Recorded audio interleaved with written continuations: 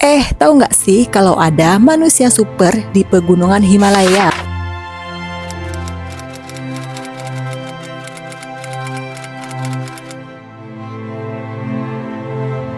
Di pegunungan Himalaya yang suhunya bisa minus belasan derajat, ada manusia-manusia super yang kerjaannya itu naik gunung curam sambil bawa barang sampai 60 kilo di punggungnya. Nggak cuma kuat, tapi mereka bisa jalan cepat, bahkan lari. Siapa mereka? Bukan atlet, bukan superhero, tapi porter dan serpa. Dan percaya atau enggak nih, pendaki-pendaki dunia nggak akan bakal bisa sampai puncak Everest tanpa bantuan mereka. Yuk kita bahas siapa sih sebenarnya mereka, sekuat apa, dan gimana mereka bisa bertahan di ketinggian ekstrim yang bikin orang biasa bisa langsung pingsan. Pertama, kita bedain dulu ya antara porter dan serpa. Porter itu adalah orang yang bertugas mengangkut barang bawaan para pendaki, mulai dari tenda, kompor, tabung oksigen, makanan, sampai perlengkapan mandi. Mereka juga berasal dari mana aja. Kadang mereka kerja sebagai freelance, kadang lewat agensi pegantian. Nah, kalau serpa itu beda ya. Serpa merupakan nama suku asli yang tinggal di sekitar Himalaya, terutama di Nepal bagian timur. Mereka udah hidup di daerah tinggi sejak lama banget, dan tubuh mereka udah terbentuk buat adaptasi sama udara tipis. Banyak serpa yang juga menjadi porter, tapi lebih banyak lagi yang jadi pemandu profesional di gunung-gunung tinggi kayak Everest. Sementara para porter nih, mereka bisa bawa barang sampai 60 kg di punggung.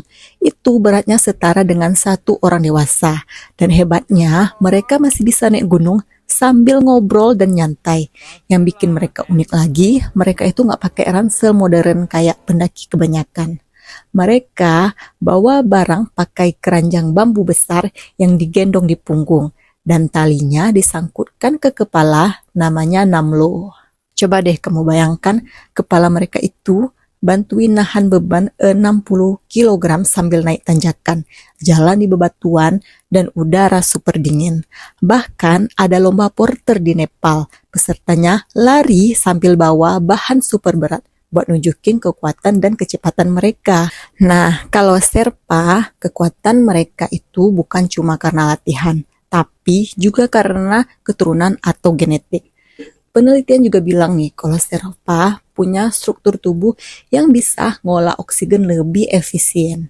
Di ketinggian ekstrim, oksigen itu kadarnya semakin menipis, tapi serpa punya paru-paru besar dan darah yang bisa bawa oksigen lebih banyak. Jadi, tubuh mereka itu bisa bikin energi lebih banyak, meskipun oksigennya itu sangat terbatas. Gak heran ya, kalau ada serpa yang bisa muncak Gunung Everest tanpa tabung oksigen sama sekali. Padahal nih, kalau orang biasa, belum nyampe puncak aja udah muntah, pusing, bahkan ada yang gak sadar. Tapi, dibalik kekuatan dan ketangguhan mereka, hidup sebagai serpa dan porter itu nggak gampang loh.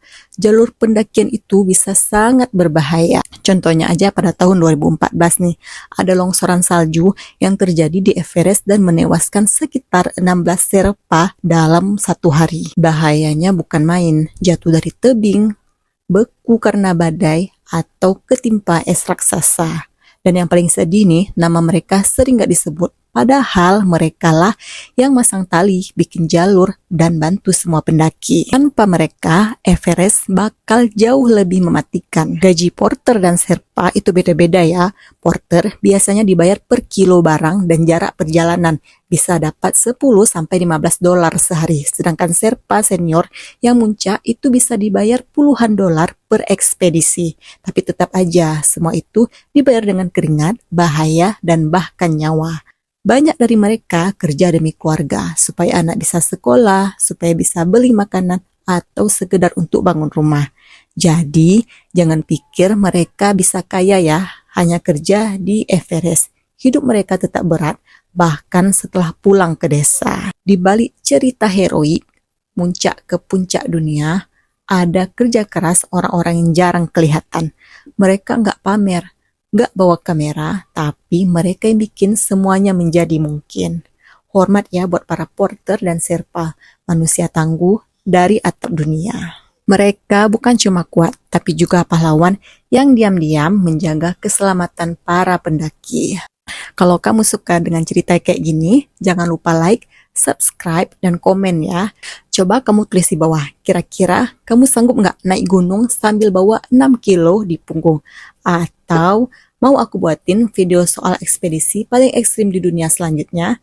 Jangan lupa komen ya. Sampai ketemu di video berikutnya, dan terima kasih sudah menonton.